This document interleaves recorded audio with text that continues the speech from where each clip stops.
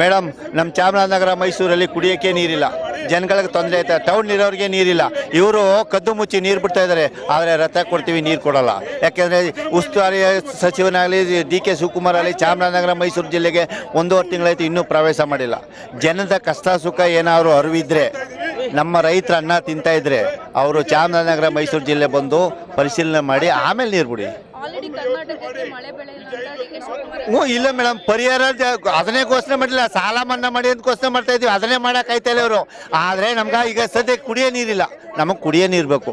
ಈಗ ಇಲ್ಲಿ ಚಾಮರಾಜನಗರದಲ್ಲಿ ಕೆರೆ ಕಟ್ಟೆಗಳಿಗೆ ನೀರಿಲ್ಲ, ಎಲ್ಲ ಬರವಾಗ್ಬಿಟ್ಟಿದೆ, ನೀರಿಲ್ಲ. ನಮ್ಗೆ ಇಷ್ಟು ವರ್ಷಕ್ಕಿಂತ ಈ ವರ್ಷ 1% ಕಮ್ಮಿ, ಮಳೆನೇ ಇಲ್ಲ. 100ರಲ್ಲಿ 1% ಮಳೆ ಆಗಿರೋದು.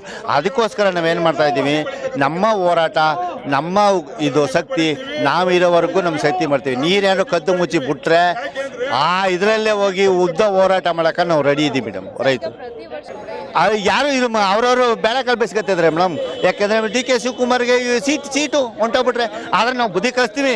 ಈ ವರ್ಷ ಬಿಟ್ಟಿದ್ದೀವಿ ಅಷ್ಟೇ, ಮುಂದಿನ ವರ್ಷಕ್ಕೆ ನಾವು ಬುದ್ಧಿ ಕಲಿಸ್ತೀವಿ. ಯಾರು ಪಾಠ ಮಾಡಬೇಕು, ಹೆಂಗೆ ಮಾಡಬೇಕು ನಮಗೆ ಗೊತ್ತಿದೆ. ರೈತರು ನಾವು ಮಾಡ್ತೀವಿ ಅಂದರೆ ರೈತರಿಗಿಂತ ಇವ್ರು ಏನೂ ಹೆಚ್ಚಲ್ಲ. ನಾವು ರೈತರಿಗಿಂತ ದೊಡ್ಡವರು ಯಾರು ಅಲ್ಲ. ನಾವು ಕೊಟ್ಟಿರೋದ್ರಲ್ಲಿ ಇವ್ರು ಕೆಲಸ ಮಾಡ್ತಾ ಇರೋದು. ನಾವು ಕೊಟ್ಟಿಲ್ಲ ಇವ್ರು ಸೀಟ್ ಮೇಲೆ ಕೂತ್ಕೊಳ್ಳೋಕ್ಕದ್ದ, ಫ್ಲೈಟ್ ಮೇಲೆ ಓಡೋಕ್ಕದ್ದ? ಇವ್ರು ಸ್ವಂತ ದುಡ್ಡು ಖರ್ಚು ಮಾಡಿ ಇವ್ರು ಸಂಪಾದನೆ ಮಾಡಿ ಮಡಗಿರೋದು ಯಾರು ದುಡ್ಡು ಮೇಡಮ್? ನಮ್ಮದು ರೈತಂದು ಯಥಾಬದಿ ಮುರಿದಿರೋದು. ಆದರೆ ಇವರು ಮಾನವೀಯತೆ, ರೈತರ ಅನ್ನ ತಿಂತಾರೆ ಅನ್ನೋ ಕಾಳಜಿ ಇದ್ದಿದ್ರೆ ನಮಗೆ ಬಂದು ಚಾಮರಾಜನಗರ, ಮೈಸೂರು, ಮಂಡ್ಯ ಇದನ್ನು ಪರಿಶೀಲನೆ ಮಾಡಿ ಅವ್ರೇನು ನಿರ್ಧಾರ ಮಾಡಬೇಕು ಅದ್ಮೇಲೆ ಮಾಡಲಿ, ಬೇಡ ಅನ್ನಲ್ಲ. ಆದರೆ ಪರಿಹಾರನೂ ಕೊಡಿಲ್ಲ, ಸಾಲ ಮನ್ನಾ ಮಾಡಿದ್ರೆ ಅದು ಮಾಡ್ತಾ ಇಲ್ಲ. ಕದ್ದು ಮುಚ್ಚಿ ನೀರು ಬಿಟ್ಕೊಳಕ್ಕೆ ನೀವ್ಯಾರ್ರಿ? ನಮ್ಮ ನೀರು ಬಿಡೋಕೆ ನೀವ್ಯಾರು? ಕಟ್ಸಿ ತಮಿಳ್ನಾಡಲ್ಲಿ ದೊಡ್ಡ ದೊಡ್ಡ ಅಣೆಕಟ್ಟ ಬಿಡಿ ಅವ್ರಿಗೆ.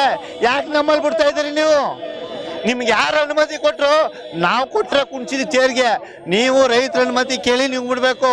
ಕೋರ್ಟ್ ಆದೇಶ ಮಾಡಿದೆ, ನಾವು ಕೋರ್ಟ್ ಆದೇಶನ ಉಲ್ಲಂಘನೆ ಮಾಡ್ತಾ ಇದ್ದೀವಿ. ನಾವು ಉಲ್ಲಂಘನೆ ಮಾಡ್ತಾ ಇದ್ದೀವಿ. ಯಾಕೆ ನೀರಿಲ್ಲ?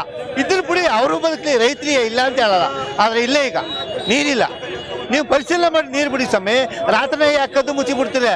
ಅದಕ್ಕೆ ನಮ್ಮ ಉಗ್ರ ಹೋರಾಟ. ಏನಾರು ಹೆಚ್ಚು ಕಡಿಮೆ ಆಗಿ ನೀರು ಬಿಡೋಕ್ಕೇನು ನೀವು ಮುಯರ್ಚಿ ಪಾಡಿದ್ರೆ ನಾವೆಲ್ಲರೂ ಹೋಗಿ ಅಲ್ಲಿ ಮಲಗ್ತೀವಿ. ನೈಟ್ ಉಗ್ರ ಹೋರಾಟ ಮಾಡೋದಕ್ಕೆ ನಾವು ಸಜ್ಜವಾಗಿ ಬಂದಿದ್ದೀವಿ.